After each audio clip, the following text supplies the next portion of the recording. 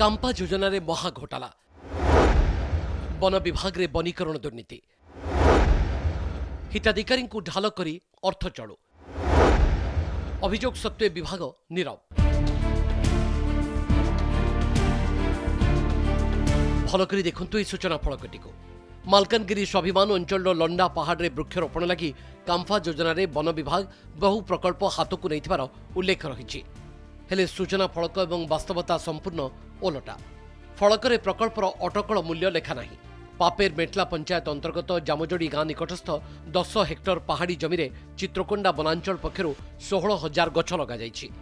Jofra बीजा चंपा पणस पिजुड़ी अँला जामुकोड़ी आदि गछ लगी फलक कहूँ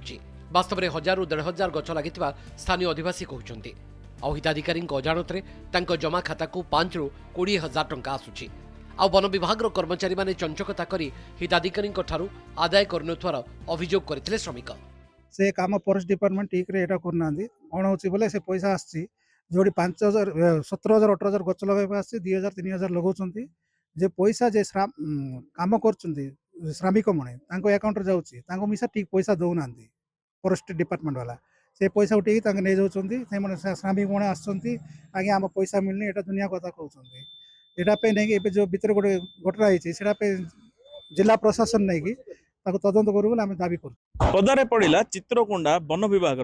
महा दुर्नीति स्वाभिमान अंचल रे कांपा फंड नाम रे लक्ष लक्ष टंका चोरी कर जाइछंती वन विभाग कर्मचारी। एही खबर कनक न्यूज प्रसारण पर मध्य आज पर्यंत वन विभाग नै नै कोनोसी कार्यानुष्ठान आमे एही बाबद रे चित्रकोंडा रेंजर को जोगाजोग करथिले मध्य कोनोसी मिलिनी उत्तर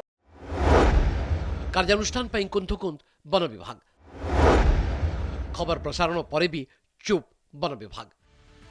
कांफा योजन हिताधिकारी जमा खाता माध्यम वन कर्मचारी अर्थ हरिलुट कर खबर कनक न्यूज रे प्रसारण होता तथापि एजाए कौन कार्यानुष्ठान ग्रहण करनी वन विभाग मिलिथिबा सूचना अनुसार कांफा योजन चित्रकोंडा वनांचल रे 2024-25 आर्थिक वर्ष में लक्ष लक्ष वृक्षरोपण होईछि संपूर्ण मालकानगिरी जिले में शह शह प्रकल्प माध्यम कोटी कोटी टंका खर्च होईछि जयपुर मालकानगिरी रेल प्रकल्प पई वृक्ष कटा बाबद को 463 हेक्टर जमी वनीकरण पई 17 कोटी टंका मंजूर होईछि तेबे कांफा योजन केमिति हुए वृक्षरोपण आउ केमिति हुए सरकारी अर्थ हरिलुट ताहा स्वाभिमान अंचल जामजोड़ी प्रकल्प एकमात्र उदाहरण। तेबे स्वाभिमान अंचल कांपा दुर्नीति को नहीं आम मालकानगिरी डीएफओ जोगाजोग करूँ जड़े एसीएफओ को तदंत निर्देश दि जाइथिबा नै सूचना देइछंती डीएफओ तेबे वन विभाग पूरा घटनार तदंत करी दोषी विरोध में केबे कार्यानुष्ठान ग्रहण करिवे ताकु ही अपेक्षा। चित्रकोंडारू बिजु खिलो और मालकानगिरी वीडियो जर्नलिस्ट जानकी पट्टनायक देवव्रत साना कनक न्यूज।